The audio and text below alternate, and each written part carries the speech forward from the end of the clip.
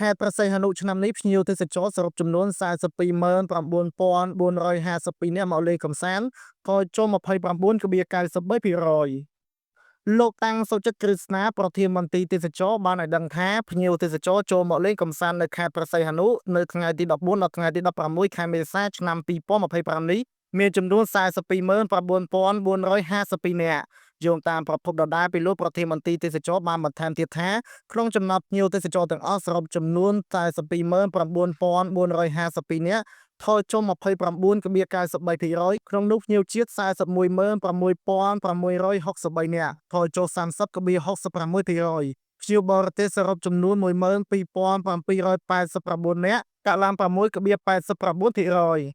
លោកតាំងសុចិត្តគ្រឹស្ណាបានបន្ថែមទៀតថាជាវតាមបណ្ដាឆ្នេរនិងតាមរមណីយដ្ឋាននានាសរុបចំនួន426,274 នាក់ថយចុះ 29.96%ក្នុងនោះភ្ញៀវជាតិ415,184 នាក់ថយចុះ 30.63%ភ្ញៀវបរទេស11,090 នាក់កើនឡើង 9.70%ភ្ញៀវចូលតាមប្រល័យយន្តហោះអន្តរជាតិចំនួន8ជើងកើនឡើង2ជើងនេះបើធៀបនឹងឆ្នាំមុនមានភ្ញៀវទេសចរ639 នាក់កើនឡើង 122.64%ក្នុងនោះភ្ញៀវជាតិ13នាក់កើនឡើង 44.94%ភ្ញៀវអន្តរជាតិ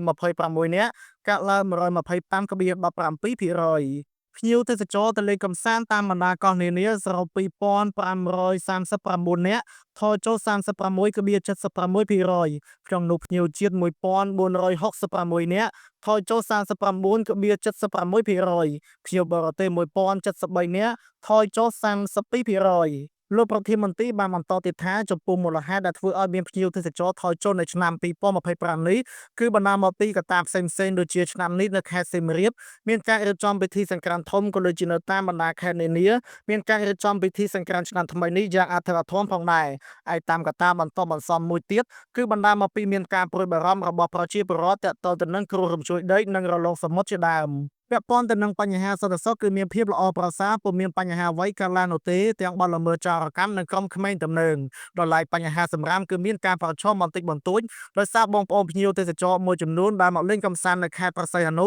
ពុំទាន់បានយល់ច្បាស់អំពីការទុកដាក់សម្រាមធ្វើឲ្យសម្រាមជាច្រើនបានរប៉ាត់រប៉ាយតាមដងផ្លូវនិងតាមបណ្ដាឆ្នេរនានាប៉ុន្តែបើទោះបីជាជួបបញ្ហាប្រឈមបន្តិចបន្តួចក្តីក៏អាជ្ញាធរក្រុងបានខិតខំអស់ពីកម្លាំងកាយចិត្តក្នុងការប្រមូលយ៉ាងល្អប្រសើរក្រោយពិធីធានាថ្ងៃនីមួយៗ